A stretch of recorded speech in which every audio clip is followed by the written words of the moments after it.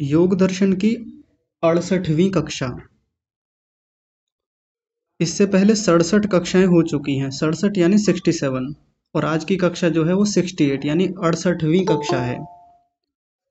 तो आज की कक्षा को हम शुरू करेंगे। प्रथम समाधिपाद चल रहा है और समाधिपाद के अंतर्गत 27वें सूत्र पर पिछले लगभग 3-4 दिनों से चर्चा हो रही है। अभी मोटी मोटी बातें केवल ओम शब्द को लेके हुई हैं। इस सूत्र की गहराई में क्या बातें हैं, व्यास भाष्य में क्या चीजें हैं, उन पर बात अभी शुरू हो नहीं पाई है। तो आज की एक बड़ी रोचक चर्चा मैं आप लोगों के सामने रखना चाहता हूँ।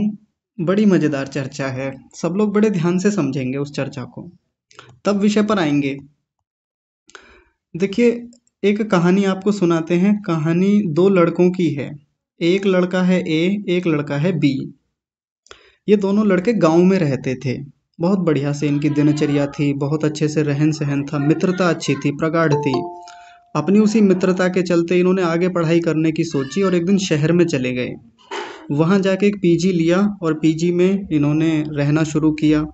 और जैसा प्रायः होता है ग्रामीण लोगों के साथ, जब वो पहली बार शहर में जाते हैं तो शहर की एक आदत लग जाती है, लत जैसी लग जाती है। और फिर वो अपनी जो दिनचर्या थी, अपना जो खाना पीना रहन सहन था, उसको एक तरफ करके शहर के अनुसार ढलने लगते हैं धीरे धीरे। तो उनका बिगाड़ होना शुरू हुआ थोड़ा थोड़ा। जैसे प्रातःकाल वो सुबह 5 बजे उठ जाया करते थे गांव में, अब दिनचर्या बिगड़ गई है उनकी। सुबह को उठते हैं 10 बजे 11 बजे ऐसे करके। रात्रि में बहुत लेट सोना और बहुत विलंब से भोजन करना, बाहर का भोजन करना, उल्टा सीधा भोजन करना, चाय का अधिक सेवन करना, योग्य खाने योग्य पदार्थों का सेवन ना करके जो गरिष्ठ और तामसिक या राजसिक भोजन है उनका अधिकाधिक मात्रा में सेवन करना। इन सब का दुष्परिणाम ये हुआ कि दोनों को साथ में कॉन्स्टिपेशन होना शुरू हुआ। और बहुत लंबा समय हो गया। कॉन्स्टिपेशन यानी कब्ज जो होती है, माने पेट उनका साफ नहीं रहता था, भीतर मल जम जाता था, पेट में पीड़ा होने लगी, बहुत समस्या दोनों को होने लगी, साथ साथ हो रही थी दोनों को। ध्यान से समझेंगे, बहुत रोचक बात है। अब उन्होंने सोचा भाई इसका समाधान किया जाए। ग्रामीण पृष्ठभूमि से थे तो थोड़ा सा आयुर्वेद पर इस ए का विश्वास था, बी का थोड़ा कम था। तो ये एक दिन एक वैद्य के पास गए। इन्होंने सोचा वैद्य जी के पास चला जाए। जब पहली बार ये वैद्य जी के पास गए, जाकर बताया जी हम दोनों को बड़ी भयंकर कब्ज है, आप इसका कुछ समाधान बताइए। वैद्य जी ने कहा कि आप उठते कब हैं? कहा जी सुबह को 10 बजे उठते हैं, या 11 भी बज जाते हैं कई बार उठते उठते। इतना लेट उठते हैं आप? हाँ जी, वो हो ही जाता है क्योंकि रात को लेट सोते हैं। अच्छा, रात को कब सोते हैं जी? 1 2 3 बज जाते हैं कई बार तो सोते सोते। क्यों? बस मस्ती चलती रहती है, कई बार पढ़ाई में लग जाते हैं। खाना कब खाते हैं रात का? 11 12 तो बज जाते हैं रात के। अच्छा, इतना लेट खाते हैं? और खाते कहाँ हैं? बाहर का खाते हैं क्या? हाँ जी, बाहर का भी खाते हैं। मतलब बहुत सारी बातें पूछ ली उनसे उनकी दिनचर्या के बारे में। और अब वैद्य जी ने अपनी बात कहनी शुरू की दोनों से। कहने लगे कि देखो, सबसे पहले आपको अपनी दिनचर्या ठीक करनी चाहिए। प्रातःकाल शीघ्रता से उठना है, रात्रि में जल्दी सोना है, शाम का भोजन समय से करना है। यानी शाम का जो भोजन हो सूर्यास्त से पहले पहले हो जाए। भोजन के बाद पानी नहीं पीना है, बाहर का भोजन नहीं खाना है, हरी सब्जियां खानी है, फल खाने हैं, मेवे खाने हैं। ऐसे ढेर सारे इंस्ट्रक्शंस यानी निर्देश उनको दोनों को देने शुरू किए। ये जो ए नाम का व्यक्ति है ये उन निर्देशों को ध्यान से सुन रहा था, और बी वाला जो व्यक्ति है वो मन मन में कुढ़ रहा था। वो कह रहा था क्या फालतू की बातें सुना रहे हैं, हम यहाँ कब्ज की दवाई लेने आए हैं, हम यहाँ समाधान के लिए आए हैं, और ये अपना व्याख्यान देने में लगे हुए हैं, उपदेश कर रहे हैं हमको कि ऐसा करिए वैसा करिए। अरे दवाई दीजिए, अपने पैसे लीजिए, काम खत्म कीजिए। ऐसा मन में सोच रहा है, कह नहीं पा रहा है अपनी बातों को। अब बहुत देर हो गई, वैद्य जी को बहुत सारे निर्देश दिए और ये कहा कि आप 10 दिन के बाद मेरे पास आइएगा। जब आप 10 दिन के पास बाद मेरे पास आएंगे तब आपको दवाई दी जाएगी। अभी नहीं दे सकते क्योंकि पहले आपको ये सब चीज़ें ठीक करनी पड़ेंगी, तब आपका जो कॉन्स्टिपेशन है वो ठीक होगा। भेज दिए दोनों को। ये बाहर आए वैद्य जी के पास से, आपस में इनकी बातचीत शुरू हुई तो बी कह रहा है, अब वो जो भड़ास मन में थी वो सब निकालनी शुरू कर दी ए के सामने। यार कैसा वैद्य है ये, फालतू की बातें, इतना व्याख्यानबाजी इतनी करने की क्या आवश्यकता थी? दवाई देते हुए जोर पड़ रहे थे। मतलब इसने अपनी भड़ास वो उस शैली में निकाली जैसे ये लड़कों में प्रायः होती है। आगे आने के बाद में इस बी पर रहा नहीं गया, ये वहां से सीधा डॉक्टर के पास गया। डॉक्टर माने आजकल के जो डॉक्टर आधुनिक रूप से चिकित्सा करते हैं, एलोपैथी के पास गया। और ए ने अपना काम वहीं से शुरू कर दिया, यानी इसने दिनचर्या को ठीक किया। रात्रि में जल्दी भोजन करने लगा, या जैसा जैसा वैद्य जी ने निर्देश किया था वैसा करने लगा। दवाई कोई नहीं ली। ये बी नाम का व्यक्ति दवाई लेके आया, पहले दिन से दवाई खानी शुरू की। धीरे धीरे आराम तो होने लगा, इसका कॉन्स्टिपेशन खुला धीरे धीरे। लेकिन ए वाला जो है, जैसा कि हम जानते हैं कि कुछ दिन की यदि दिनचर्या को व्यक्ति ठीक कर ले तो वो वैसे ही स्वतः ही ठीक होता चला जाता है। इस व्यक्ति ने थोड़ी सी चीजें ठीक की, अपनी दिनचर्या को अच्छा कर लिया, भोजन आहार आदि निद्रा पर काम करना शुरू किया। 10-15 दिन तक आते आते इसकी कब्ज अपने आप ठीक होती चली गई, दवाई की कोई आवश्यकता नहीं हुई। और बी नाम का व्यक्ति जो है वो भी धीरे धीरे सुधार को प्राप्त हो रहा था। ये ए व्यक्ति जो है, जितना समय वैद्य जी ने बताया था कि आप वापस आइएगा मेरे पास, ये उतने निश्चित समय के पास वैद्य जी के पास गया और कहने लगा, वैद्य जी वो तो ठीक ही हो गई, अब तो ज़्यादा कुछ अब आवश्यकता भी नहीं, पर आपने बुलाया था तो मैं आ गया। वैद्य जी ने कहा फिर भी दवाई ले जाइए, कोई बात नहीं, अगर कुछ बचा हुआ है भीतर से तो वो ठीक हो जाएगा। उन्होंने दवाई दे दी और 1-2 दिन में ये व्यक्ति पूर्ण रूप से स्वस्थ हो गया, ये ए नाम का। लेकिन अब बी के साथ कुछ बाहरी समस्याएं और आंतरिक समस्याएं शुरू होती हैं, जिनको हम आज की भाषा में, मेडिकल की भाषा में साइड इफ़ेक्ट्स बोलते हैं। कुछ उसके साथ साइड इफ़ेक्ट होने शुरू हुए, क्योंकि जब हम एलोपैथी दवाई लेते हैं तात्कालिक रूप से समाधान हो जाता है, बिल्कुल होता है। लेकिन एक समय के बाद वो अपना दुष्प्रभाव भी तो दिखाती हैं दवाइयाँ। दवाइयों ने दुष्प्रभाव दिखाना शुरू किया और भीतर से समस्याएं और बढ़ती चली गई, और इसने बहुत कब्ज तो धीरे धीरे जैसे तैसे गई, लेकिन और समस्याएं इसके जीवन में आती चली गई। ये प्रायः हम सभी के साथ होता है। ये जो कहानी मैंने आप लोगों को सुनाई है, ये मामला केवल इस कहानी से संबंधित नहीं है, केवल स्वास्थ्य से संबंधित नहीं है। ये मामला योग से संबंधित है मुख्य रूप से, जहाँ मैं आप लोगों को लाना चाहता हूँ। ये जिस पर पिछले लगभग 67 दिनों में चर्चाएं हुई हैं। निष्कर्ष क्या है इस बात का? निष्कर्ष ये है कि हम जब किसी योग शिविर में जाते हैं, कहीं किसी ने योग शिविर अरेंज किया, मान लीजिए कंडक्ट किया किसी ने कि योग शिविर हम रखेंगे, आयोजित करेंगे, और जितने भी साधक लोग हैं आप आ सकते हैं, सादर सादर आमंत्रित हैं। हमको बड़ी शीघ्रता रहती है, बड़ी बेचैनी रहती है, बड़ी उत्कंठा रहती है कि शीघ्रता से हमको समाधि हो जाए, हमें शीघ्रता से कुछ ऐसा ध्यान की ऊंची उपलब्धियां प्राप्त हो जाएं जिससे के लिए हम इतने दिन से परेशान थे। लेकिन यदि वहीं कोई व्यक्ति ये कहे कि शिविर बाद में करेंगे, वो जो 6-7 दिन का शिविर है या 3-4 दिन का शिविर है वो बाद की बात है, उससे पहले कुछ चीज़ें ठीक भी तो करनी पड़ेंगी। पहले जान तो लिया जाए वास्तव में योग है क्या, वास्तव में समाधि क्या चीज़ है।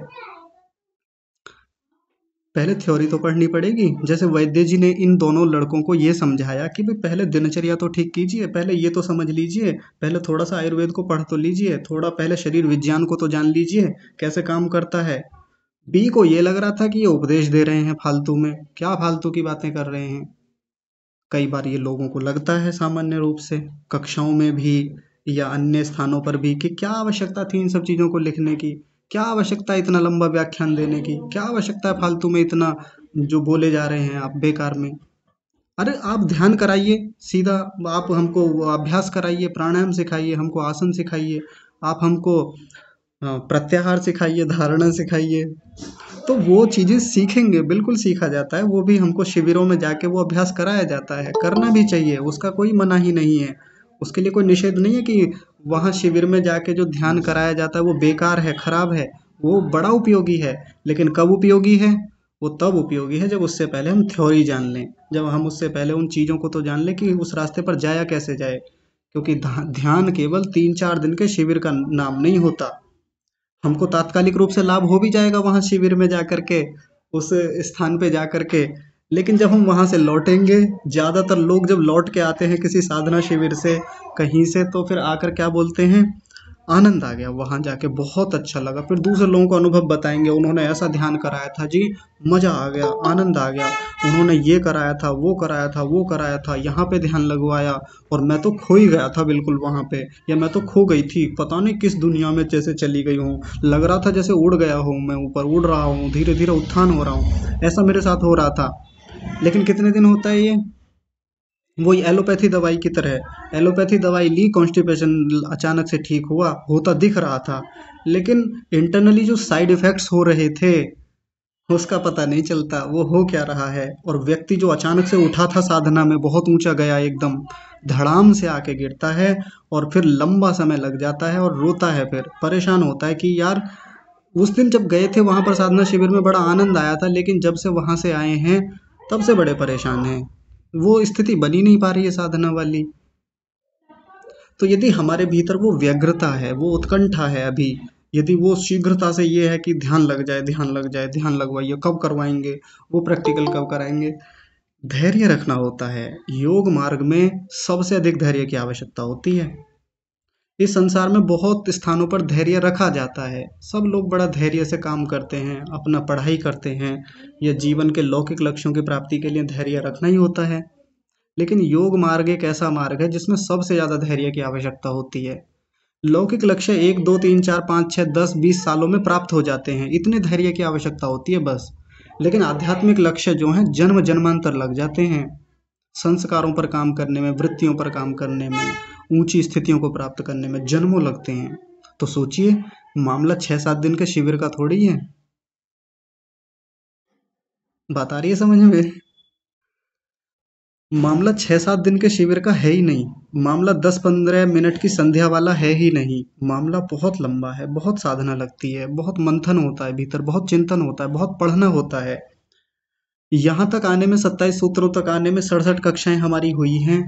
तो जितनी भी बातें पीछे हुई हैं, मैं सब लोगों से निवेदन करूंगा कि सब पर मनन करें, फिर से विचार करें एक बार पीछे की चीज़ों पर, मोटा मोटा पुस्तक उठा लें, पीछे से देखें हर सूत्र को, व्यास भाष्य को टटोल के आएं, एक बार पूरे विषय को व्यापक रूप से ऊपर से देखें। जैसे कोई व्यक्ति पहाड़ी के ऊपर से खड़ा होकर नीचे देखता है घाटी में कि हाँ कहाँ कहाँ क्या स्थितियां हैं, कहाँ कितने वृक्ष हैं, कहाँ कितनी ऊंचाई नीचाई गहराई कुछ भी है उसको सबको देख रहा होता है। एक बार हम भी ऊपर खड़े होकर के पिछले 26 सूत्रों तक के विषय को एक बार अच्छे से देखें। ये मैं क्यों कह रहा हूं आज इस बात को? ये इसलिए कह रहा हूं क्योंकि कई लोगों की प्रश्न अभी ऐसे आते हैं जिन पर कई दिनों तक चर्चा रही है। ऐसे छोटे छोटे से प्रश्न, प्रश्न करना बुरा नहीं है, मैं तो बहुत स्वागत करता हूँ प्रश्नों का, लेकिन ऐसे बड़े हल्के से प्रश्न कई बार कर देते हैं जिस पर लंबी चर्चाएं की हैं, और पुराने विद्यार्थी हैं कक्षा के। एक बार चिंतन करेंगे सभी लोग फिर से।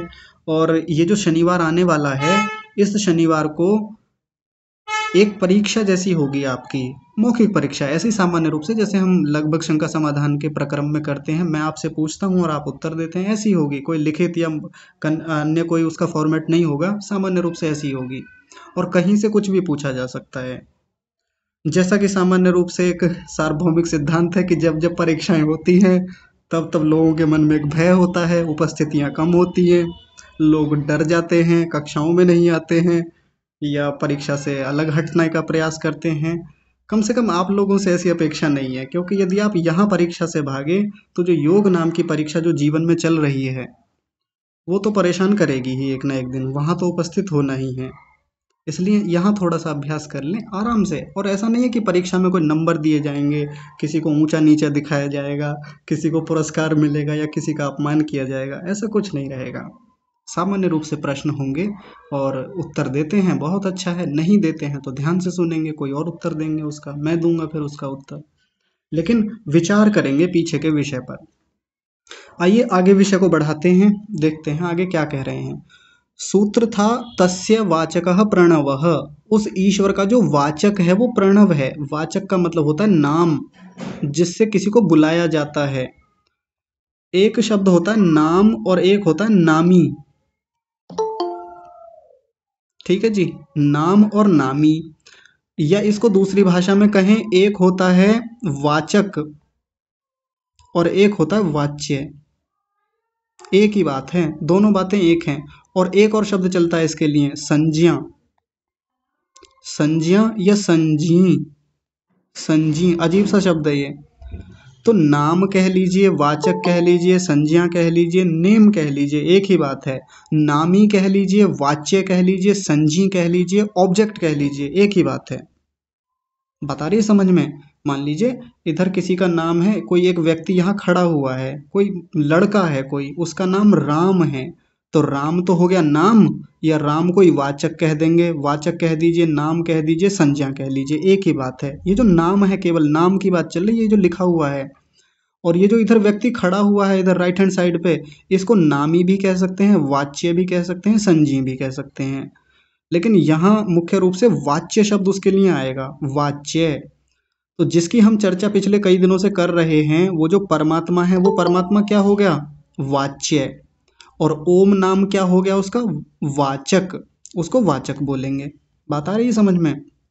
देखिए फिर से समझिए, जो परमात्मा है उसको वाच्य बोलेंगे, और जो ये प्रणव है या ओम है इसको वाचक बोलेंगे। बस ये अंतर आपको समझ में आ गया होगा। अब देखिए क्या कह रहे हैं, वाच्य ईश्वरः प्रणवस्य, उस प्रणव का जो वाच्य है वो ईश्वर है। ईश्वर का वाचक प्रणव है, प्रणव का वाच्य ईश्वर है। ये दो वाक्य आ गए, एक वाक्य तो सूत्र में ही आ गया, एक वाक्य नीचे आ गया। दोनों वाक्यों को आगे पीछे करके बोल दिया, दोनों वाक्य एक दूसरे के पूरक हैं। उस ईश्वर का वाचक ओम है और ओम का वाच्य ईश्वर है। ठीक है जी, एक बात हो गई। आगे देखिए क्या कह रहे हैं व्यास जी, किमस्य संकेत कृतम वाच्य वाचकत्वम अथ प्रदीप प्रकाशवत अवस्थितम इति। अब आइए एक एक शब्द को खोल कर देखते हैं, ये तो मैंने एक बार में बोल दिया। देखिए क्या कह रहे हैं, किम अस्य, दो शब्द हैं यहाँ पर, किम और अस्य। किम अस्य, किम अस्य, संकेत कृतम, एक ही शब्द है, संकेत कृतम, संकेत और कृतम को चाहे अलग अलग कर लीजिए, संकेत कृतम, वाच्य वाचक, और अलग एक साथ और जोड़ लेंगे, वाच्य वाचकत्वम, वाच्य वाचकत्वम, और अंत में है अथ, आगे है प्रदीप, और फिर है प्रकाशवत, प्रकाशवत अवस्थितम इति, अवस्थितम इति। आपको समझ में आ गए होंगे सारे शब्द। तो देखिए एक प्रश्न खड़ा कर रहे हैं यहाँ पर, कोई भी प्रश्न कर सकता है सामान्य रूप से। अब देखिए ऋषियों की बुद्धि कितनी ऊंची चलती थी, और हम लोगों के मन में शायद ये कभी प्रश्न आया भी नहीं होगा। अब हम लोग अपनी बुद्धि की तुलना ऋषियों से करके देखेंगे कि उनकी बुद्धि कहाँ काम करती थी, और हमारी बुद्धि में ये प्रश्न आते ही नहीं है।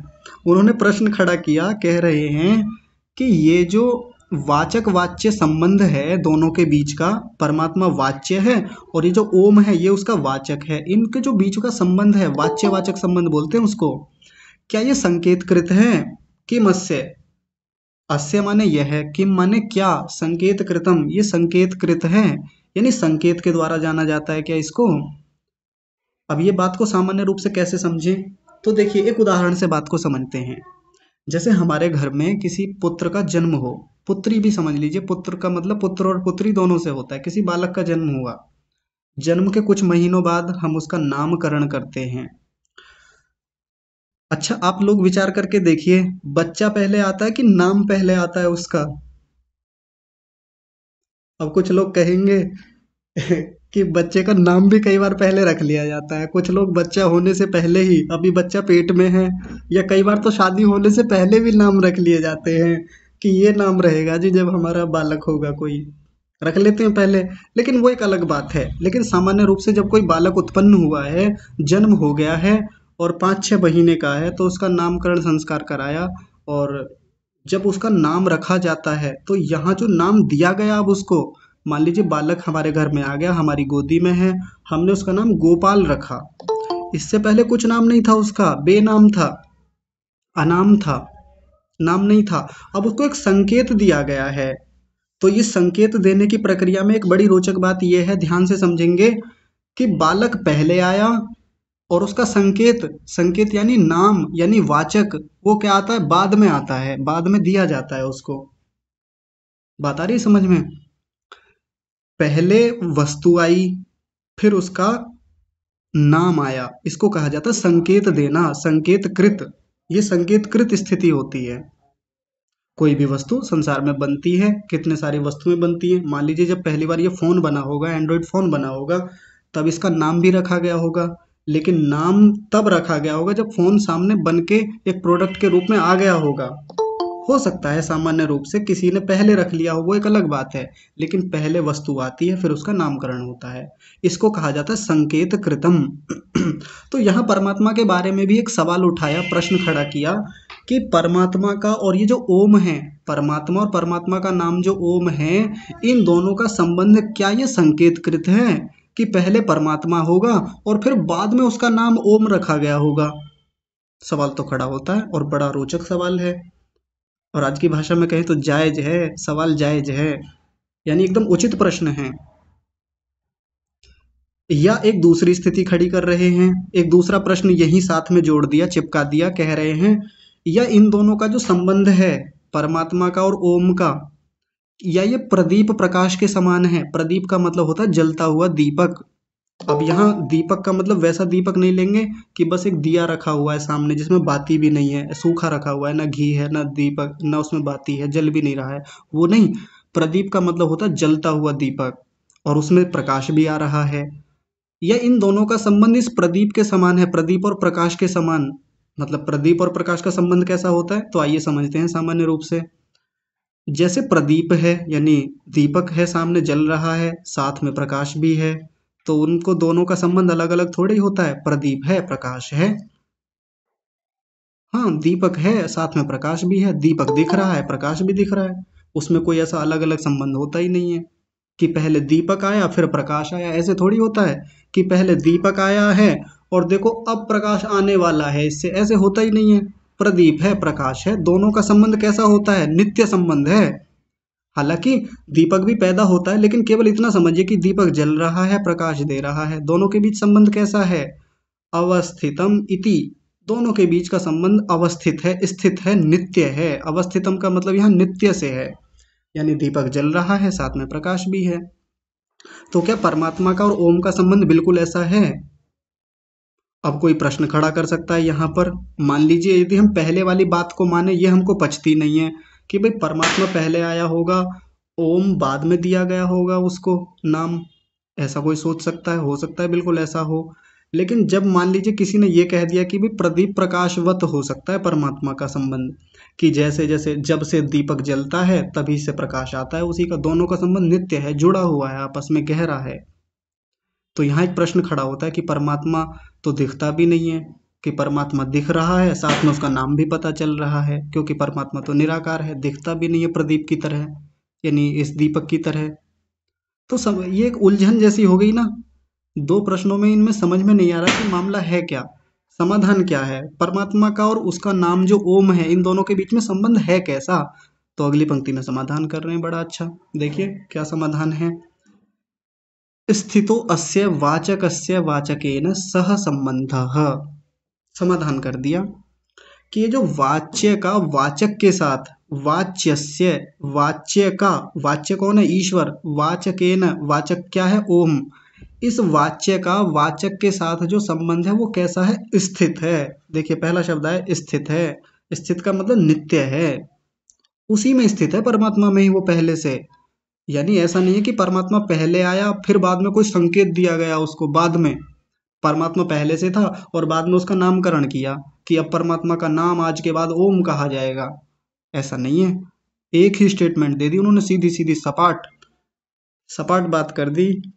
फिर से समझेंगे क्या है, क्या कह रहे हैं कि वाच्य का और वाचक का जो संबंध है, यानी परमात्मा का और ओम का जो संबंध है वो स्थित है, नित्य है, यानी जब से परमात्मा है तभी से ओम नाम भी है उसी के साथ, जुड़ा हुआ है उसी के साथ। लेकिन साथ में एक बात और जोड़ दी, संकेतस्तु ईश्वरस्य स्थितम एव अर्थम अभिनयति। देखिए एक एक शब्द को अलग अलग समझते हैं, फिर से देखिए, थोड़े कठिन शब्द हैं यहाँ पर, मैं थोड़ा बड़ा करके दिखा देता हूँ। ये देखिए संकेतस्तु, ये आपको थोड़ा अजीब सा दिख रहा होगा, संकेतस त्वीश्वरस्य ऐसा लिखा हुआ है ना, अलग अलग करेंगे, संधि विच्छेद करेंगे तो क्या बनेगा, संकेतस्तु ईश्वरस्य, ऐसा संधि विच्छेद होगा। और अगला शब्द क्या है, स्थितम एव, स्थितम एव अर्थम अभिनयति, है ना, आ गया होगा समझ में, स्थितम एव अर्थम अभिनयति।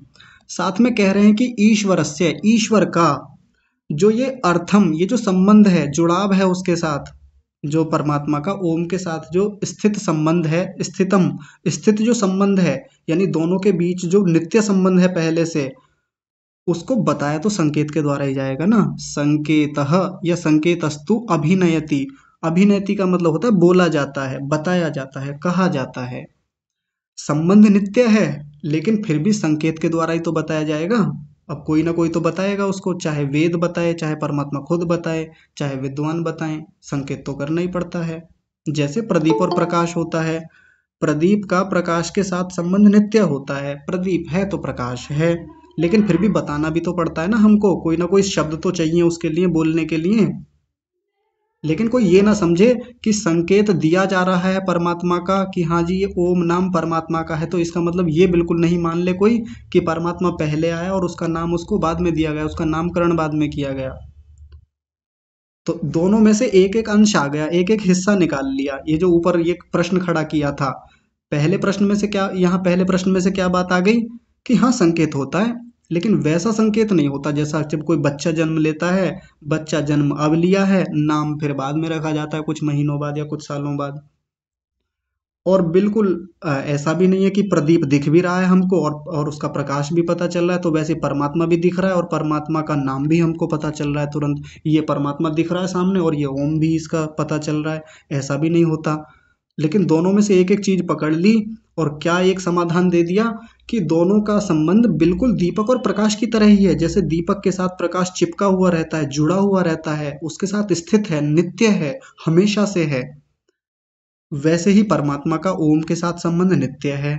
और साथ में दूसरे में से भी एक बात उठा ली हल्की सी, और क्या उठा ली कि संकेत तो देना ही होता है जी हमको। संकेतस्तु ईश्वरस्य स्थितम एव अर्थम अभिनयति, कि ईश्वर का जो वो स्थित संबंध है ओम के साथ, वो अभिनयति बोला जाता है, किसके द्वारा, संकेतस्तु, संकेत के द्वारा।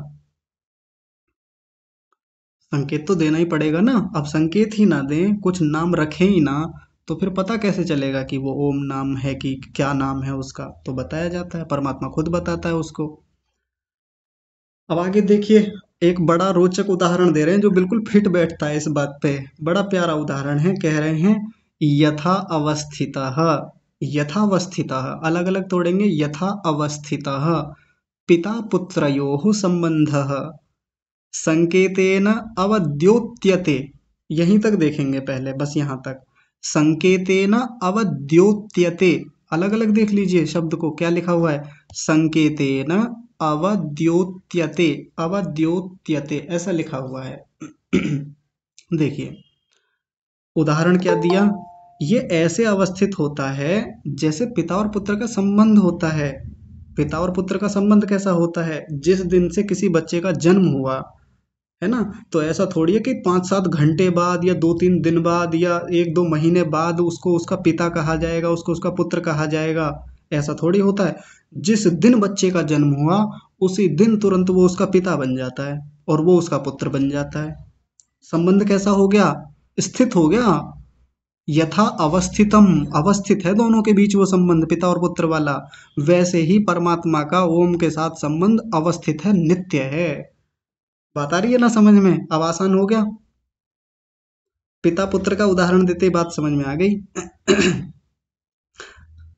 फिर से समझेंगे, ऐसा कभी नहीं होता कि पिता, जैसे पुत्र का जन्म हुआ, पिता की जगह माता भी ले सकते हैं, बस यहाँ तो लिख दिया है माता का, जैसे जैसे ही पुत्र का जन्म हुआ, जन्म लेते ही माँ और पुत्र का संबंध बन जाता है, ये इसकी माँ है, ये इसका पुत्र है। ऐसा थोड़ी होता है कि जन्म ले लिया और जन्म लेने के 5 दिन बाद कह रहे हैं कि हाँ अब ये इसकी माँ बनी है और ये अब इसका बेटा बना है, ऐसे थोड़ी होता है। जन्म लेते के साथ ही वो संबंध दोनों के बीच अवस्थित है जी, जन्म लेते ही। लेकिन साथ में क्या कह रहे हैं, देखिए साथ में वो बात फिर से जोड़ दी जो परमात्मा के साथ जोड़ी थी, बड़ी मजेदार बात है। संकेते न अवद्योत्यते, कहा तो संकेत के द्वारा ही जाता है, लेकिन फिर भी अवद्योत्यते का मतलब होता है बोला जाता है, कहा जाता है। अभिनयति अवद्योत्यते दोनों शब्द एक जैसे हैं, दोनों का मतलब एक जैसा ही है, बोला जाता है, कहा जाता है, पुकारा जाता है, बताया जाता है। संबंध तो अवस्थित है लेकिन संकेत बताना तो पड़ेगा भाई। और संकेत फिर दिया कैसे जाता है, देखिए इन दोनों के बीच संबंध कैसे ये संकेत कैसे किया जाता है, बोला कैसे जाता है। वाचक क्या है, अयमस्य पिता अयमस्य पुत्र इति। अयम यानी यह, अस्य माने इसका, पिता ये इसका पिता है, अयमस्य पुत्र और ये इसका पुत्र है, ये इसका बेटा है। ऐसे तो कहते हैं ना हम लोग, ये इसका पुत्र है और ये इसका पिता है। ये वाले जो श्रीमान जी खड़े हैं ये पिता हैं और ये जो नीचे खड़ा हुआ ये बालक ये इनका पुत्र है। ये संकेत तो देना ही पड़ता है ना हम लोगों को। लेकिन इसका मतलब ये नहीं कि संकेत देने का यहाँ तात्पर्य यह हुआ कि नहीं पिता पहले आए थे और ये पुत्र बाद में आया और फिर बाद में इनका संबंध निर्धारित किया गया संकेत के द्वारा, बाद में वो एक शब्द दिया गया कि ये पिता है ये पुत्र है, ऐसे थोड़ी दिया जाता है। साथ में ही होता है, दोनों का संबंध आपस में नित्य है, ये बात समझाना चाह रहे हैं यहाँ पे। और ये बड़ी रोचक बात है, बहुत गहरी बात है, विचारणीय बात है कि दोनों का संबंध आपस में नित्य है, अलग से दिया हुआ नहीं है, बाद में किसी का नामकरण किया हुआ हो परमात्मा का, ऐसा नहीं है। आगे देखिए, इस बात को और पुष्ट करते हुए कह रहे हैं, सर्गांतरेषु अपि वाच्य वाचक शक्ति अपेक्षः तथैव संकेतः क्रियते। एक और अलग से बात बता रहे हैं, कह रहे हैं सर्गांतरेषु, ध्यान से समझेंगे एक एक शब्द को। सर्गांतरेषु पहला शब्द ये है, अपि दूसरा शब्द है, वाच्य वाचक शक्ति अगला शब्द है यहाँ शक्ति, जो शक्तियाँ दिख रहा है ना ये शक्ति हो जाएगा। और अगला शब्द है अपेक्षः, अपेक्षः, और इसमें अगला शब्द है तथैव संकेतः क्रियते। तो देखिए पहले अर्थ लेंगे तथैव शब्द का, तथैव माने वैसे ही, जैसे ऊपर पिता वाला उदाहरण दिया, परमात्मा का उदाहरण दिया, अब यहाँ वैसे ही एक अलग स्थान पे बात को ले जा रहे हैं और कह रहे हैं तथैव माने वैसे ही।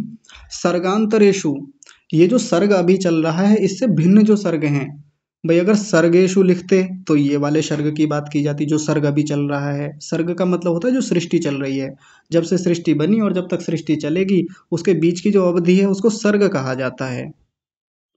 और सर्गांतर का मतलब होता है इस सर्ग से अलग वाली कोई चीज, यानी जब से सर्ग, इससे पहला जो सर्ग था या आने वाला जो सर्ग है, जब एक नई सृष्टि आगे बनेगी या पीछे जितनी सृष्टियां बन गई हैं उनको सर्गांतर कहेंगे।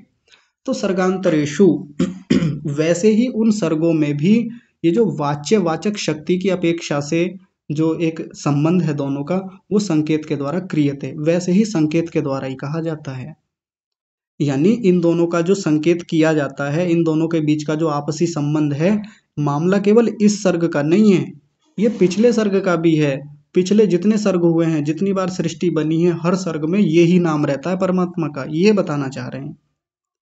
ये कोई ये ना कहे कि जी ये वाली जो सृष्टि बनी है ना, इसी सृष्टि में परमात्मा का नाम ओम है, इससे पहले जो सृष्टि होगी हो सकता है उसमें कुछ और नाम रख दिया हो परमात्मा का या कुछ और होता हो, ना जी ना, ऐसा नहीं है, मना कर रहे हैं उस बात को। सर्गांतरेषु अपि, कोई भी सर्ग हो, ये वाला हो या आने वाला हो, संकेतः क्रियते, इसी संकेत से कहा जाता है, यही नाम रहता है दोनों के बीच का। और उसके लिए एक हेतु दे रहे हैं, कैसे, तो वाच्यवाचक शक्ति की अपेक्षा से।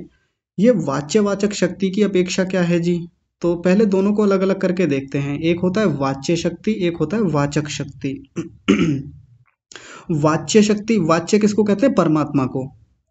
तो परमात्मा के भीतर वो शक्ति है कि उसको बुलाया जा सकता है किसी नाम से, ये होती है वाच्य शक्ति। उसको कहलाया जा सकता है किसी नाम से, उसका नाम रखा जा सकता है, उसका नाम कुछ है, उसके भीतर ये शक्ति है। जैसे मेरे सामने एक पुस्तक रखी है, इसमें भी एक वाच्य शक्ति है कि इसका नाम पुस्तक रखा जा सकता है। अब मान लीजिए कोई वस्तु, मैं ऐसे ही कोई कल्पना में कोई वस्तु खड़ी कर दूं जो है ही नहीं, जिस वस्तु का अस्तित्व ही नहीं है, तो उसके भीतर वाच्य शक्ति होती भी नहीं। जब कोई वस्तु है ही नहीं तो उसके भीतर वाच्य शक्ति क्या होगी। परमात्मा में वाच्य शक्ति है कि उसका नाम रखा जा सकता है, यही वाच्य शक्ति है। और वाचक शक्ति क्या होती है, वाचक शक्ति ये होती है, वाचक कहते किसको है, नाम को, कि उसमें ये सामर्थ्य होता है, ये शक्ति होती है उस नाम में, उस शब्द में, कि उसके द्वारा किसी को बोला जा सकता है, बताया जा सकता है, ये शक्ति वाचक शक्ति कहलाती है। तो इन दोनों शक्तियों की अपेक्षा से, क्योंकि परमात्मा में भी वो शक्ति है कि उसका नाम रखा जा सकता है या उसको बुलाया जा सकता है किसी नाम से, और ये जो ओम वाचक है, ओम नाम का जो वाचक है, शब्द है, नाम है, संज्ञा है, इसमें ये शक्ति होती है कि इसके द्वारा किसी को बताया जा सकता है, इसके द्वारा किसी को पुकारा जा सकता है, बोला जा सकता है, संकेत किया जा सकता है। ये दोनों की शक्ति की अपेक्षा से, इन दोनों शक्तियों के होने से ये सर्ग, पहले सर्ग में भी और आने वाले सर्गों में भी यही संकेत रहने वाला है, यही संकेत रहेगा। तो मामला केवल इस सर्ग का नहीं है, ऋषि एकदम साफ साफ कह रहे हैं कि जब जब सृष्टियां बनी हैं, आगे भी जब जब सृष्टियां रहेंगी, तो वाच्य शक्ति और वाचक शक्ति की अपेक्षा से दोनों के बीच ये संबंध इसी प्रकार अवस्थित रहेगा और संकेत के द्वारा ही कहा जाएगा। ऐसे ही यहां तक बात पूरी हो गई है। एक अंतिम पंक्ति बची है, इसको और देख लेते हैं क्या कह रहे हैं। संप्रतिपत्ति नित्य नित्यतया नित्यः शब्दार्थ संबंध इति आगमिनः प्रतिजानते। देखिए एक एक शब्द को फिर देखेंगे, कठिन शब्द हैं इस बार भी। संप्रतिपत्ति नित्यतया, सबसे पहला शब्द है संप्रतिपत्ति, पीछे भी आया था ये शब्द, और अगला शब्द है नित्यतया। आसान हो गया अब दोनों तोड़ने, संप्रतिपत्ति और नित्यतया। अगला शब्द नित्यः, जाना पहचाना शब्द है। उससे आगे है शब्दार्थ संबंध, शब्द अर्थ संबंध, तीनों को अलग अलग करेंगे, शब्द अर्थ संबंध, शब्दार्थ संबंध। और आगे एक शब्द है जिसको तोड़ेंगे तो क्या बनेगा, इति आगमिनः, इति आगमिनः, आगमिनः, ऐसे। ठीक है, आसान हो गया अभी। इति आगमिनः प्रतिजानते, ये तो एक ही शब्द है, प्रतिजानते। आइए देखते हैं क्या कह रहे हैं। सबसे पहले ये संप्रतिपत्ति शब्द को देखेंगे। संप्रतिपत्ति का मतलब होता है ज्ञान, पीछे देखा था हमने, ज्ञान होना, पता चलना, उपलब्धि होना, बोध हो जाना, ये संप्रतिपत्ति का मतलब होता है। संप्रतिपत्ति की नित्यता होने से, संप्रतिपत्ति की नित्यता होने से ये जो शब्दार्थ संबंध होता है ये नित्य होता है। ये तो हो गई शास्त्र की बात, कठिनाई से जो समझ में नहीं आने वाली है सीधे सीधे। आइए इसको आसानी से समझते हैं, ये कह क्या रहे हैं। कह रहे हैं कि ये जो हम जान रहे हैं, पीछे जो ज्ञान हो रहा है हमको इस बात का, पिछले सर्गों में भी ज्ञान हुआ, इस सर्ग में भी हो रहा है, और आगे जो सर्गांतर होंगे, आगे जो और सर्ग तैयार होंगे, उनमें भी ये जो ज्ञान लगातार होता रहेगा, इसकी नित्यता चलती रहेगी, परंपरा बनी रहेगी। पीछे से परंपरा चली आ रही है और आगे भी ये परंपरा चलती रहेगी, ये नित्यता है। तो इसके होने से ये जो शब्दार्थ संबंध है, शब्दार्थ संबंध मतलब ये जो परमात्मा का जो शब्द है और परमात्मा जो खुद है, इन दोनों का जो संबंध है, शब्द भी और अर्थ भी, वो नित्य ही रहने वाला है, वो नित्य है, अनित्य नहीं है कि नाम पहले आया या ईश्वर पहले आया, या नाम बाद में आया, ईश्वर बाद में आया। ये पता कैसे चला, क्योंकि ये ज्ञान होता है, ये परंपरा है ऐसी। संप्रतिपत्ति मतलब ज्ञान होना, नित्यता मतलब परंपरा, एक प्रकार से जो उसकी नित्यता है, लगातार चला आ रहा है, उसके होने से पहले से चला आ रहा है वो, और आगे भी चलता रहेगा। ये एक परंपरा पहले से आ रही है और आगे भी बढ़ती रहेगी। उसी के आधार पर कह रहे हैं कि ये जो शब्दार्थ का संबंध होता है, परमात्मा का और ओम के बीच का जो संबंध है वो नित्य है, हमेशा से है और आगे भी रहेगा। इति आगमिनः प्रतिजानते, इति आगमिनः, आगमिनः शब्द का मतलब है जो आगमी लोग हैं, जो आगम प्रमाण को जानते हैं, जो आगम प्रमाण का सहारा लेते हैं। और आगम प्रमाण कौन सा होता है, मुख्य रूप से वेद वाला, जो वेद को जानने वाले लोग हैं या जो वेद को मानने वाले लोग हैं, ऐसा प्रतिजानते, प्रतिज्ञा करते हैं। प्रतिज्ञा करना भी जानना ही होता है या मानना होता है, ऐसा वो मानते हैं इस बात को। सामान्य लोग नहीं मानते, सामान्य लोग तो मना कर देंगे, जी हम क्यों माने, हम तो नहीं मानते इस बात को। लेकिन आगमी लोग जानते हैं, जो पढ़े लिखे हैं, जो समझदार हैं, जिन्होंने वेदों को पढ़ा है, जिन्होंने उन शब्दों के अर्थों के गहन संबंध को समझा है, वो जानते हैं इस बात को। बस एक छोटी सी बात को करके समाप्त करते हैं। कई बार प्रश्न उठता है कि शब्द का और अर्थ का जो संबंध होता है वो नित्य होता है क्या।